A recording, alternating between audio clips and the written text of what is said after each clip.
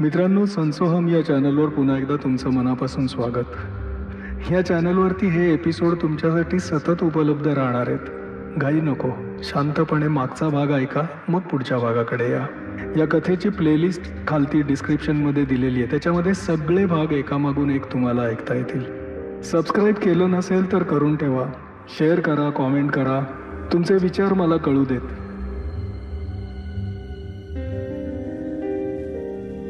यो आसमान द्वेष्टी.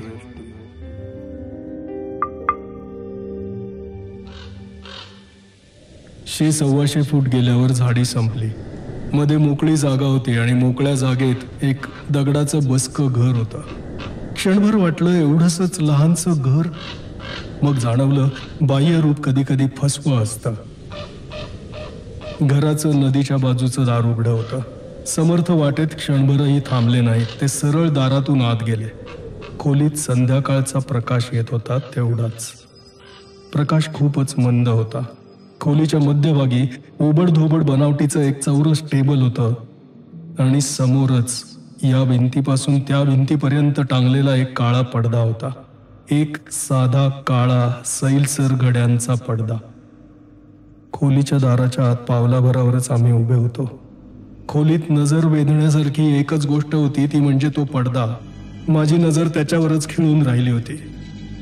खोलीत वारा नव्हता, बाहेरची हवाही हलत नव्हती, पण मला वाटलं की पडदा सावकाश सावकाश हलतोय. जणू काही एवढ्यातच कोणीतरी पडदा दूर करून त्या मागं गेलंय. आणि तो पडदा अपारदर्शक असला तरी सारखं वाटत होतं त्यामागून कोणाची तरी नजर आपल्यावर रोखलेली आहे. असं वाटत होतं पडद्यावरची नजर आपण जरी क्षणभरही हलवली तरी लागलीच त्या पडद्यामागून ते तिथं जे काही होतं ते बाहेर येईल. त्या एका गोष्टी व्यतिरिक्त मी बाकीचं सर्व काही विसरून गेलो. मला कोणीतरी हलवत होतं. अप्पा अप्पा अशा हाका मारत होतं. त्या गदगदा हलवण्यानं मान अक्षरशः लटपटत होती. मनात काहीतरी तुटलं आणि मी भानावर आलो. समोर समर्थ उभे होते. माझ्याकडे चिंताग्रस्त नजरेनं पाहत होते. हळूहळू मला सर्व काही आठवलं आणि तत्क्षणी माझी नजर परत त्या पडद्याकडे गेली. त्यामागे काहीतरी होतं, धोक्याचं होतं. समर्थांनी आता माझ्या नजरेच्या रोखानं त्या पडद्याकडे पाहिलं. माझ्या खांद्यावरचा हात काढून घेऊन ते झपाझप चालत त्या पडद्याकडे निघाले. मी नको म्हणण्याच्या आतच त्यांनी पडदा दोन्ही हातांनी धरून सर्र आवाज करत एका अंगाला सरकवला. तोंडाशी आलेली किंचाळी मी अगदी शेवटच्या क्षणी आवरली. पण बाप रे, पडद्यामागे ते होतं तरी काय? मागं मातीचे 3 उंच चौथरे होते. आधी वाटलं होतं त्या चौथऱ्यांवर 3 बुटकी माणसं बसलेली आहेत, पण मग ध्यानात आलं ती माणसं नाहीत, पुतळे आहेत. पुतळेही नाहीत, बाहुल्या आहेत. समर्थांच्या मागोमाग मीही सावकाश सावकाश पुढे गेलो. त्या चौथऱ्यासमोर उभा राहिलो. असे हिडीस, विद्रूप, विकृत, भयानक चेहरे मी कधीही पाहिलेले नाहीत. आणि त्या कलाकाराच्या चुका नव्हत्या, ते मुद्दाम केलेलं होतं. एक बाहुली मातीची होती, एक लाकडाची होती, एक चिंध्यांची होती. त्यांची शरीरं बेडप होती. दात किडके, वाकडे, तुटलेले होते. डोळे तिरळे किंवा चकणे होते. एकीच्या तोंडावर तर बिन डोळ्यांची नुसती खोबणच होती. त्यांच्या डोक्यावर केस नव्हते. नाकं नकटी फेंदारलेली होती. माना वाकड्या होत्या. वर्ण मळकट काळे होते. निर्जीव आकारात केवढी विद्रूपता, हिडिस्ता भरली होती. असं समर्थ स्वतःशीच म्हणाले. खांद्याला लटकवलेल्या पिशवीतून त्यांनी एक पुडी काढली. तिच्यातलं भस्म चिमटी चिमटीनं त्या बाहुल्यांवर टाकलं. तोंडानं ते काहीतरी पुटपुटत होते. बदल झाला तो क्षणार्धात झाला. बदलाचं वर्णन शब्दांनी करणं कठीण आहे, कारण दृष्टीला काहीच दिसलं नाही. पण एका क्षणात त्या बाहुल्यातली भयानकता गेली होती. त्या आता लाकूड, माती, चिंध्यांच्या निर्जीव, निरुपद्रवी, केविलवाण्या मानवी प्रतिकृती राहिल्या होत्या. समर्थांना स्पष्टीकरण विचारायची आवश्यकताच नव्हती. त्या बाहुल्यांची भीषणता त्यांच्यात वावरणाऱ्या रसरसत्या पिशाच्य शक्तीत होती.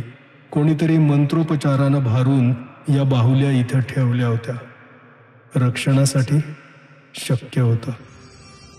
आणि त्यांच्यातलं गुपित एखाद्या अनभिज्ञाला माहीत नसेल तर त्यानं जर इमारतीत चोरून प्रवेश केला तर काय झालं असतं त्याची सुरुवात मी माझ्या डोळ्यांनी पाहिली होती. आमच्या प्रवेशाबरोबर तो पडदा हालायला लागला होता.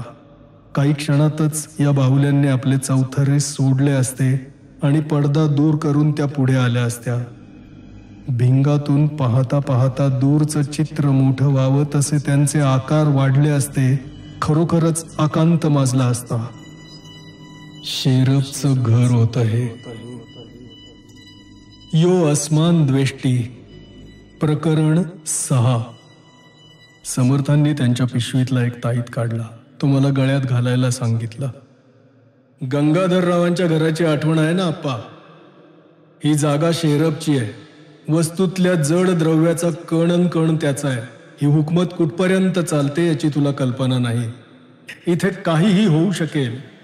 पाप पुण्याच्या, चांगल्या वाईटाच्या, नीती अनितीच्या, न्याय अन्यायाच्या ज्या काही मूळ कल्पनांवर आपली संस्कृती अधिष्ठित आहे त्या कल्पनांवरचा विश्वास ढासळू देऊ नकोस. समर्थांना एवढं गंभीर झालेलं मी क्वचितच पाहिलं होतं. अप्पा तू इथेच थांब, मी जरा आतला भाग पाहून येतो, समर्थ म्हणाले. त्या खोलीतून 3 दारं इतरत्र जात होती. ती लोटलेली होती. प्रत्येक दार उघडून समर्थ 5-7 मिनिटं आत जात होते, परत बाहेर येत होते.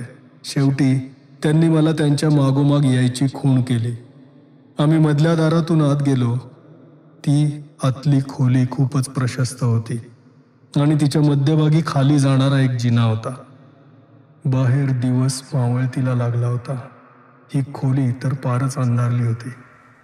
समर्थांनी टॉर्च काढला होता. त्याच्या प्रकाशात ते त्या तळघराकडे जाणाऱ्या जिन्यानं खाली निघाले होते आणि अर्थात त्यांच्या मागोमाग मीही. नकळत पायऱ्या मोजल्या जात होत्या. 20 पायऱ्या. त्या संपल्या तेव्हा खाली एक खोली आली. तिथंही आणखी एक खाली जाणारा जिना होता. तळघराखाली तळघर. त्या जिन्यानं आम्ही पुन्हा खाली गेलो. 20 पायऱ्या. पुन्हा एक खोली. पुन्हा एक जिना, तोही खाली जाणारा. 20 पायऱ्या. आम्ही आता नदीच्या पात्राच्याही खाली आलो असलो पाहिजे. पण खाली हवा कुंद नव्हती, गार होती, पण ताजी होती. याचा अर्थ या जागेपर्यंत पोहोचणाऱ्या आणखीही काही वाटा निदान एकतरी असल्याच पाहिजेत.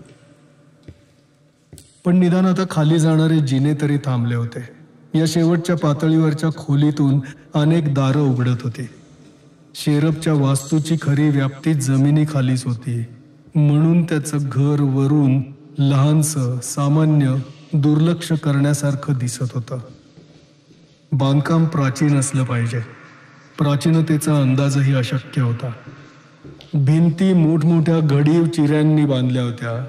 त्या कितीही जाड असल्या, कितीही पक्क्या बांधलेल्या असल्या तरी शेवटी आतल्या पृष्ठावर ओलसर थर आलाच होता. खालची फरशी ही पायांना ओली लागत होती. त्या खोलीच्या मध्यभागी समर्थ थांबले होते. चारी बाजूंना पाहत होते. स्वतःशीच मान हलवत होते. ते हलकेच म्हणाले, अप्पा सांभाळून राहा, ही भयंकर जागा आहे, फारच भयंकर. आणि मग जरा वेळानं, अप्पा टॉर्च मालवतोय, माझ्या शेजारीच राहा. खट्ट आवाज होऊन टॉर्च मालवला गेला. आसपास संपूर्ण काळोख झाला.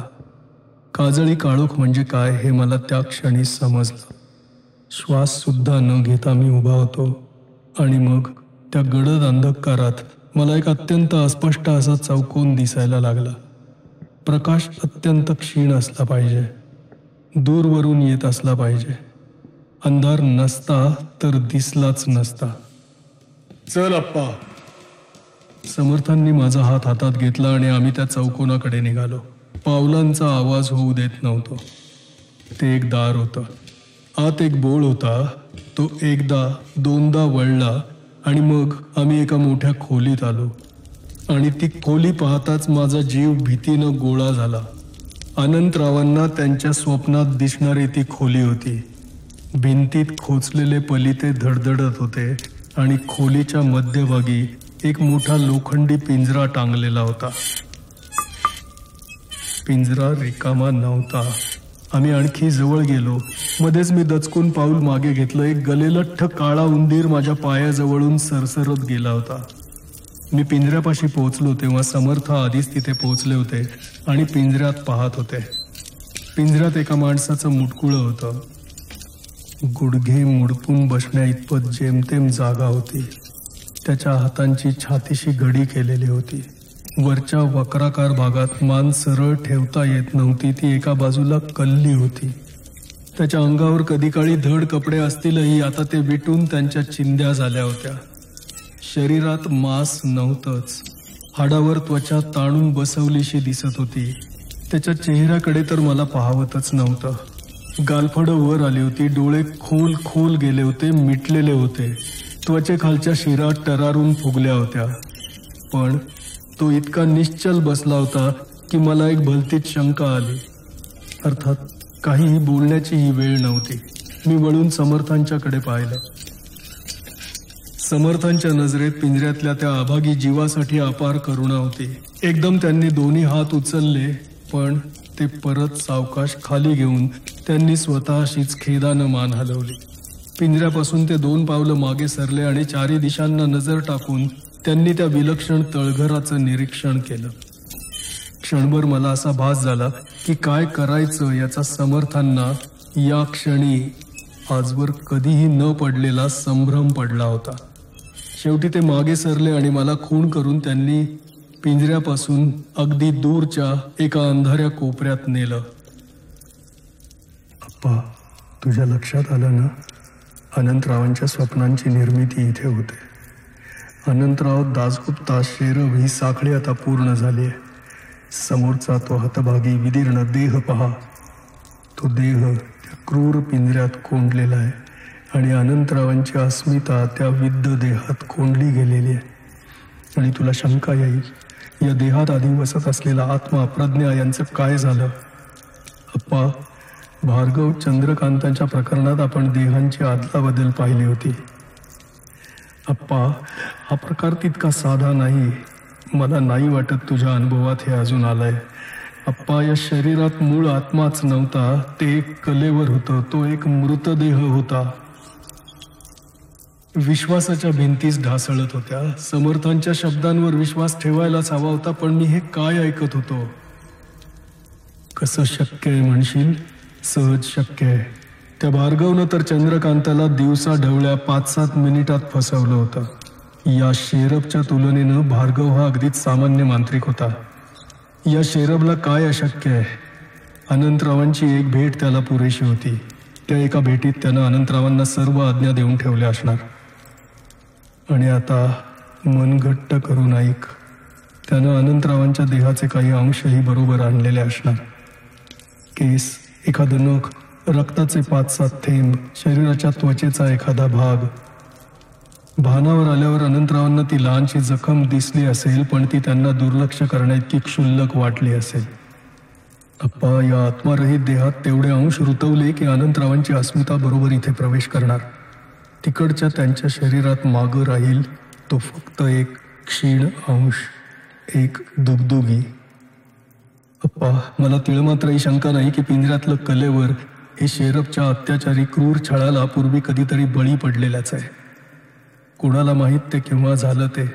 वर्षापूर्वी, दशकापूर्वीही असेल. पण समर्थ, ते शरीर सडून कुजून कसं नाही गेलं? तो मृतदेह एका बंधनात ठेवला तर तिथे कृमी, कीटक, जंतूंना प्रवेश मिळणार नाही. किंवा मगा पाहिलेल्या बाहुल्या आठवतात का? त्यांच्यात काय वावरत होतं? त्यांच्यातली प्रेरणा कोणती होती? मानवाच्या पेक्षा खालच्या दर्जाची, ज्यांना आपण सब ह्युमन, एलिमेंटल म्हणू शकतो, अशी काही अडाणी निर्बुद्ध अस्तित्व यांचे गुलाम असतात. अशोकानंदनं पाठवलेला काळा आकार आठव. त्यांच्यापैकी एखादं या रिकाम्या शरीरात त्यानं ठेवलं असेल. शरीराची कार्यक्षमता टिकवण्यासाठी, अस्थि, मज्जा, रक्तवाहिन्या, नसा, ज्ञानेंद्रिय ही काम चालवू ठेवण्यासाठी. अनंतरावांचा खरा पिंजरा तो आहे. ते म्हणतात, स्वप्नात त्यांना असं वाटत होतं की आपण कितीतरी वर्ष या पिंजऱ्यात आहोत आणि ते खरंच होतं. त्या आठवणी त्यांच्या नसतील, पण त्या आठवणी या अभागी देहात साठवलेल्याच्या होत्या. आणि आठवण म्हणजे काय?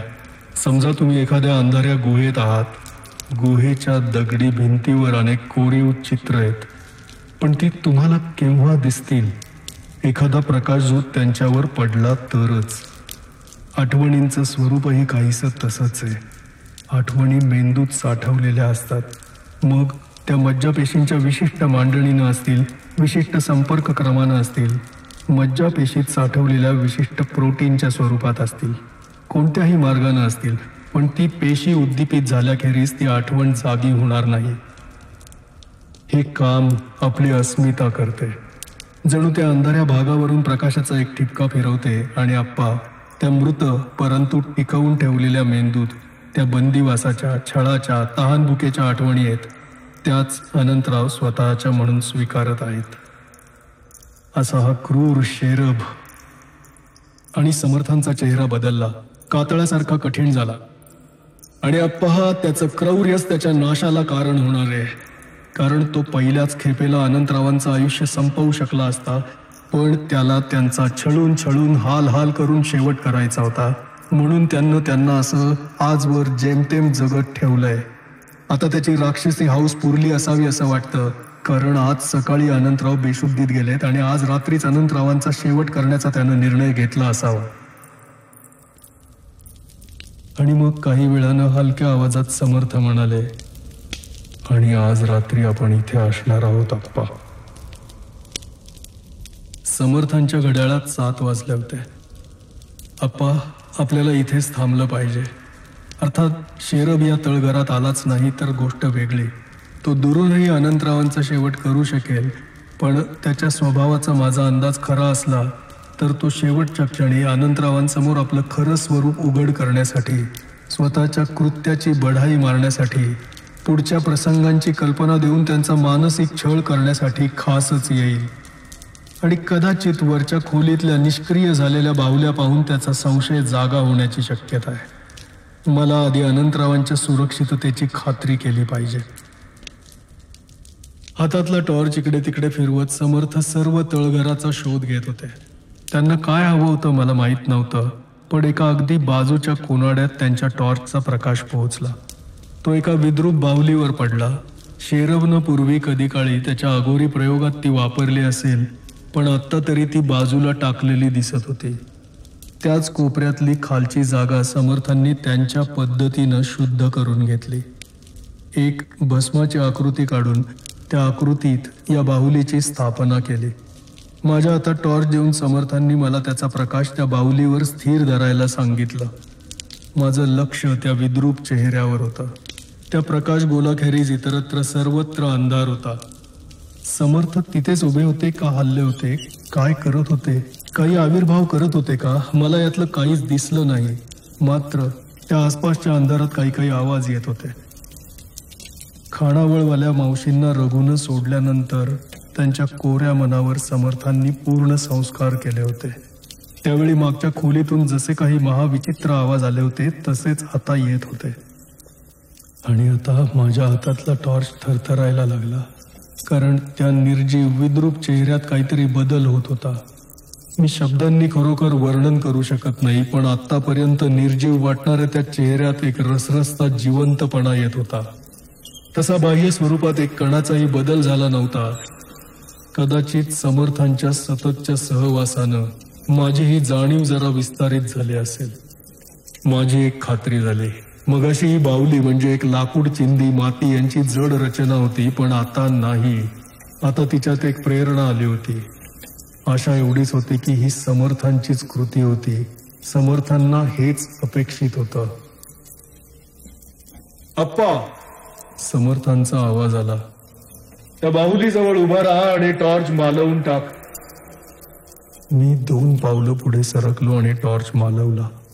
क्षणभर डोळ्यांना काही दिसेना. मग सावकाश सावकाश त्या पलित्यांचा प्रकाश दिसायला लागला.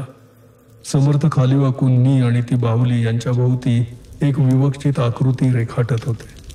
शेवटची रेषा ओढून त्यांनी वर्तुळ पूर्ण केलं. ते स्वतः वर्तुळाच्या बाहेरच होते. अप्पा, आत्ताच्या क्षणापुरता मी अनंतरावांचा संबंध त्या बाहुलीशी जोडलाय. अनंतरावांना कोणताही धोका पोहोचता कामा नये यासाठी ही योजना आहे. तुम्ही दोघं या रेषाकृतीच्या आत सुरक्षित आहात.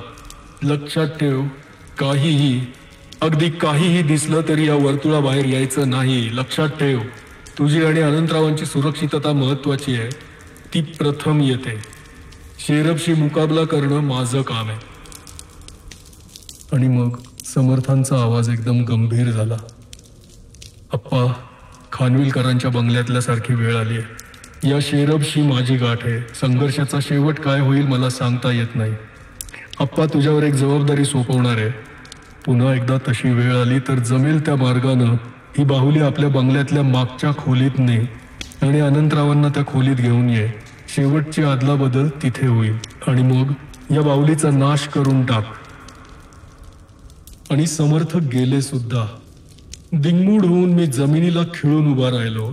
त्या वर्तुळाबाहेर पाय टाकणं अशक्य होतं. मोठ्यानं ओरडणंही अशक्य होतं. किती अनपेक्षितपणे घाव पडला होता. एका क्षणी मी साध्या गोष्टींचा विचार करत होतो, दुसऱ्या क्षणी ही भयानक काळी गर्ता समोर उलगडली होती. सुरुवातीलाच ते जेव्हा म्हणाले होते की साधनेला आणि उपकरणांच्या तयारीला वेळ मिळाला नाही, तेव्हा मी सावध व्हायला हवं होतं. वेळ निर्वाणीची होती आणि समर्थक कशासाठीही थांबले नव्हते. मीच मूर्खासारखी खानविलकरांच्या बंगल्यातली ती काळरात्र विसरून गेलो होतो. समर्थांच्या आसपास मृत्यू सतत वावरत होता. ते त्याची जाणीव कधीही विसरले नव्हते. माझी स्मृती अल्पजीवी होती. आता पुन्हा तशी वेळ येणार नाही अशा खोट्या भ्रमात मी वावरत होतो. आणि आता मला त्यांनी एक शब्दही बोलण्याची संधी दिली नव्हती. त्यांच्या वागण्यात मला कोणताही फरक दिसला नव्हता आणि मी बेसावध राहिलो होतो. त्यांनी स्वतःची तयारी बेटावर पाय ठेवल्यापासूनच केलेली होती आणि आता दिवसाच्या शेवटी साधा निरोप घ्यावा इतक्या साध्या शब्दात माझा कायमचा निरोप घेऊन ते दूरवरच्या अंधारात गडप झाले होते. क्षणभर माझी अवस्था अशी झाली की मग त्यांनीच दिलेलं शिक्षण मदतीला आलं. शेवटी प्रत्येकाचं शक्तिस्थान त्याचं मनच असतं. त्याच्यात श्रद्धा असतात, निष्ठा असतात, त्याचेच विचार असतात. समर्थांनी मला जीवन मार्गाची दिशा दाखवली होती. काही आधी सत्यांचा परिचय करून दिला होता. जीवनाच्या काही मर्यादा दाखवल्या होत्या. पुढचा मार्ग स्पष्ट होता. मनावर सावकाश सावकाश ताबा आला. त्यांना खरी मदत करणं म्हणजे त्यांनी दिलेल्या आज्ञा त्यांच्या शब्दाभर हुकूम पाळणं. काहीही झालं तरी मी ते करणार होतो. यो आसमान दृष्टी प्रकरण 7. अर्थात अवखळ मन सारखं बिथरत होतं. मला समर्थांनी रत्नमण्याचा वापर करायला शिकवला होता. आता समोर रत्नमणी नव्हता, पण मन एकाग्र करायला आता कोणतीही वस्तू चालत होती. फरशीवरची भस्माची आकृती सुद्धा. हा स्वतःशीच चाललेला संघर्ष होता. अबोल होता, पण म्हणून साधा सोपा मुळीच नव्हता. आणि त्यात माझं वेळेचं भानच हरपलं. त्या तंद्रीतून मी एका आवाजानं शुद्धीवर आलो. कुणाच्या तरी फरफटत्या पावलांचा आवाज तळघरात घुमत होता. अनंतरावांनी त्यांच्या स्वप्नात असल्या आवाजाचा काही उल्लेख केला होता का नाही याची मला आता आठवण नव्हती. पण शेरबच्या या तळघरात तो स्वतः किंवा त्याचाच एखादा मदतनीस येणार. संघर्षाला आता तोंड लागणार होतं. समर्थांनी माझ्या सुरक्षिततेची व्यवस्था केली होती, पण म्हणजे त्याचा अर्थ असा नव्हता की मी त्या संघर्षापासून अलिप्त राहावं. खरं महत्व अनंतरावांना होतं, मला नव्हतं. वेळ आलीच तर अनंतरावांसाठी मलाही माझा वाटा उचलणं भाग होतं. आता स्वतः संबंधीचं सर्व विसरायची वेळ आली होती. समर्थांची आणि त्यांच्या प्रतिस्पर्ध्याची शस्त्र तीक्ष्ण धारदार असतील. माझं बोथट होतं, दुर्बल होतं, पण जे होतं ते वापरायला हवं होतं. मनाची घडण बदलत होती. मी स्वतःला सावरून तयार झालो होतो. समर्थ म्हणाले होते, काहीही दिसलं तरी वर्तुळाबाहेर येऊ नकोस. ठीक आहे, तो निर्णय मी शेवटच्या क्षणी घेणार होतो.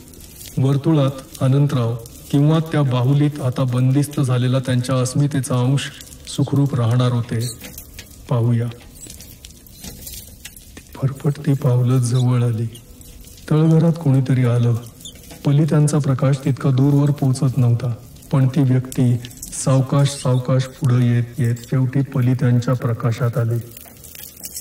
एक जख्ख म्हातारी, वाखासारखे केस, वाळलेली सुरकुतलेली काळवंडलेली कातडी, अंगावर विटके फाटके कपडे, पायांना चिंध्या गुंडाळलेल्या, एका हातात पाण्याचं भांड, दुसऱ्या हातात काहीतरी वासावरून खाण्याचा पदार्थ असावा.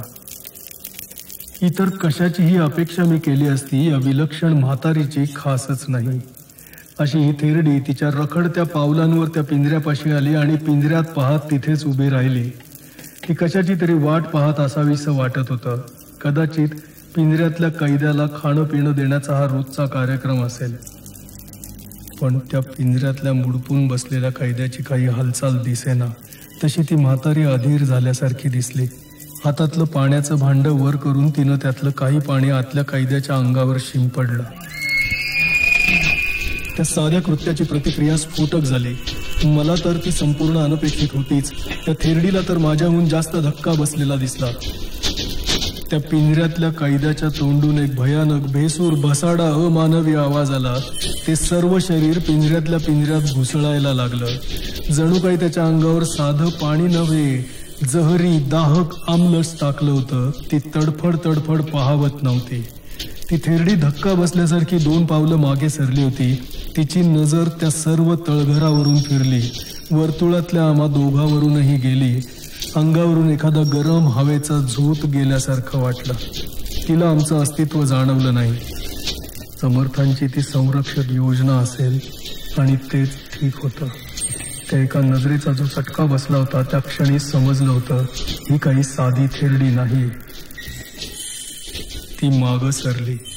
तिनं फाटक्या कपड्यांखालून काहीतरी काढलं आणि ते पिंजऱ्यातल्या अजूनही तडफड तडफड करणाऱ्या शरीरावर फेकण्यासाठी हात मागे घेतला.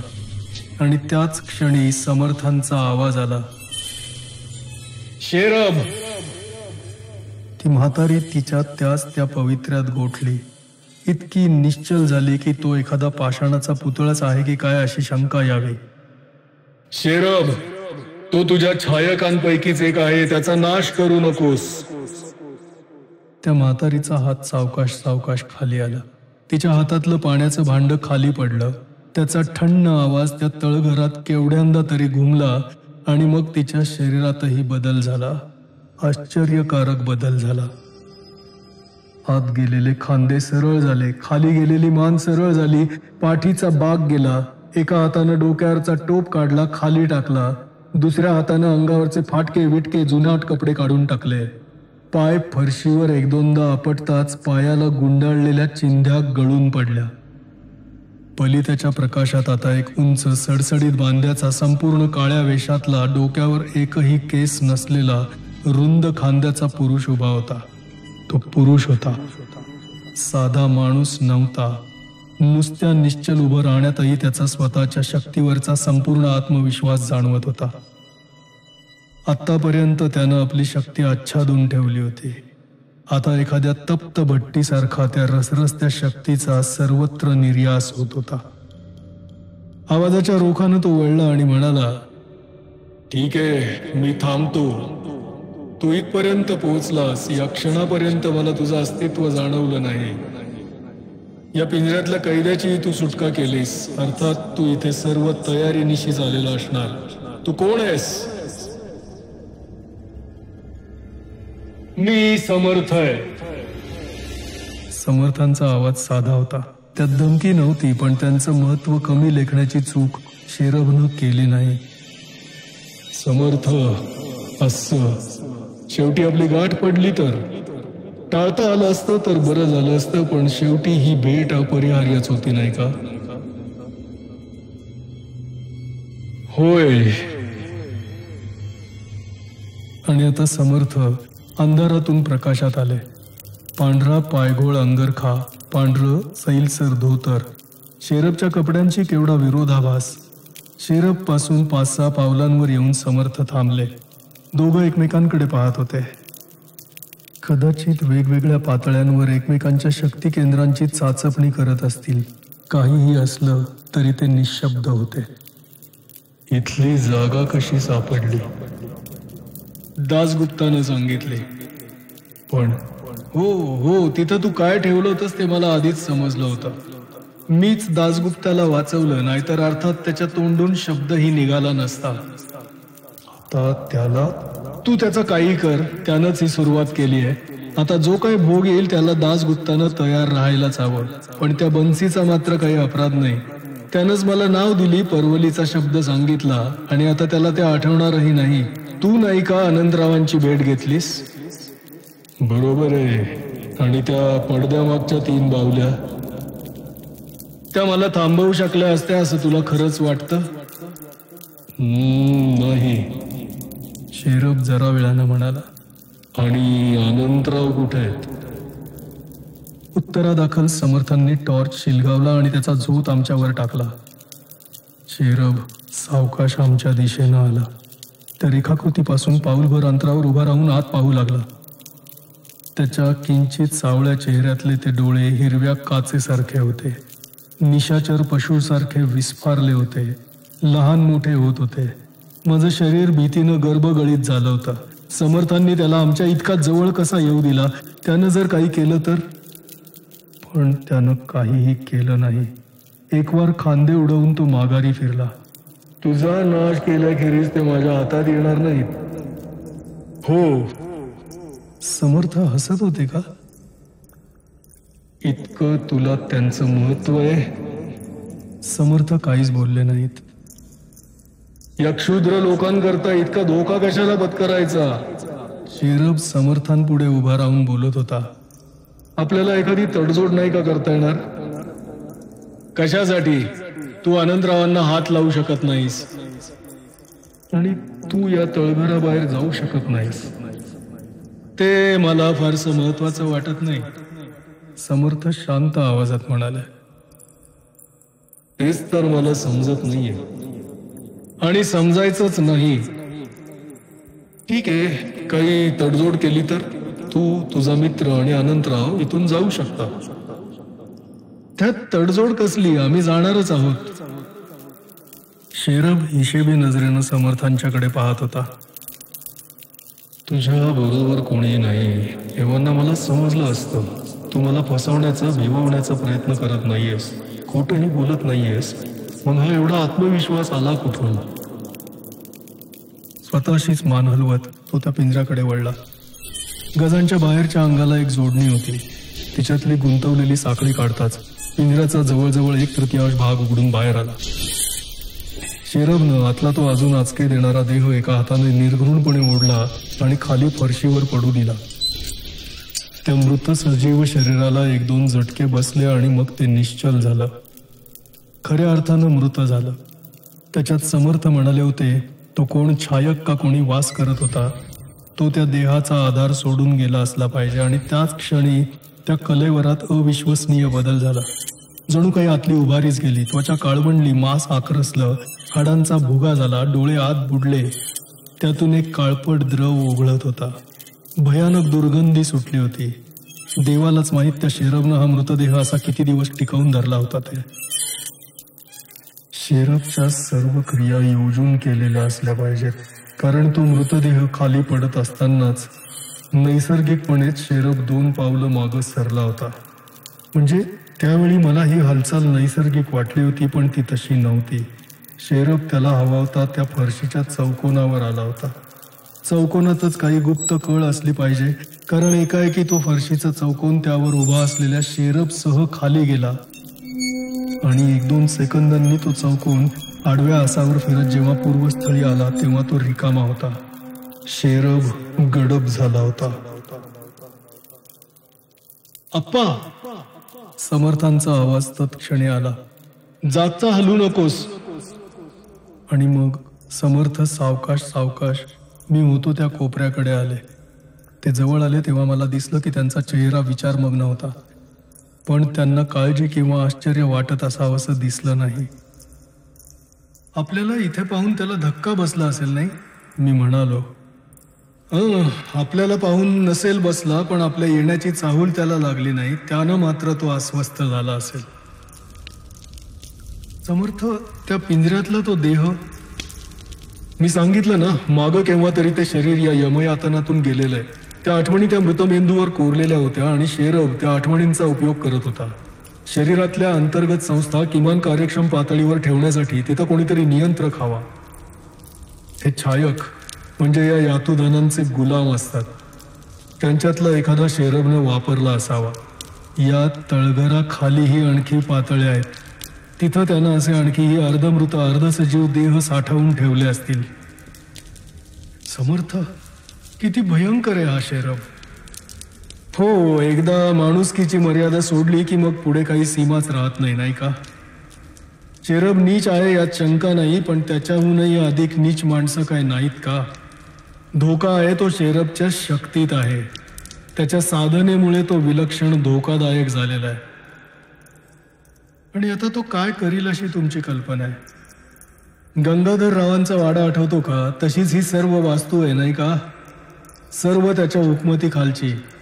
माझी खात्री आहे तो आता आपला प्रवेश इथपर्यंत कसा झाला, त्याच्या आरक्षकांनी आपल्याला प्रतिबंध कसा केला नाही याचा शोध घेत असेल. अर्थात त्याला ते उमजायला वेळ लागणार नाही, कारण शेवटी मार्ग तेच असतात. त्यामागचा हेतू वेगवेगळा असतो. तेव्हा आधी तो आपले बाहेर जाण्याचे मार्ग बंद करील. माझे कोणी सहकारी, सहाय्यक, मदतनीस त्याच्या बेटावर इतरत्र आहेत का याचाही शोध करेल. आणि आपण दोघंच फक्त आलो आहोत हे समजलं की मग तो आपल्या नाशासाठी सिद्ध होईल. पण तुम्ही त्याविरुद्ध काहीतरी उपाय योजणारच असाल. अप्पा, तू विसरतोस की आपलं पहिलं कर्तव्य अनंतरावांच्या इथून सुटका करणं हे आहे. आणि तुझ्या चेहऱ्यावरून मला दिसतंय की तू काहीतरी मोठं दिव्य, मोठा स्वार्थ त्याग करण्यासाठी मनाची तयारी करतोयस. मी तुला इथून बाहेर पाठवणार आहे. समर्थ! नकळत माझा आवाज चढला असला पाहिजे. नाही. ते मान हलवत होते. त्यांच्या चेहऱ्यावर मंद स्मित होतं, पण थट्टेचा किंवा उपहासाचा अंशही नव्हता. अप्पा, मी तुला ओळखत नाही का? मला माहिती आहे माझ्या मदतीसाठी तू वाटेल ते करायला तयार आहेस. मला माहिती आहे अशा परिस्थितीत मला एकट्याला सोडून जाणं हा तुला माझा विश्वासघात वाटतो. अप्पा, तसं नाही. तू मला खरी मदत मी हाती घेतलेलं कार्य पुरं करण्यानंच देणार आहेस. जरा विचार केलास तर तुला माझं म्हणणंच खरं आहे हे पटेल.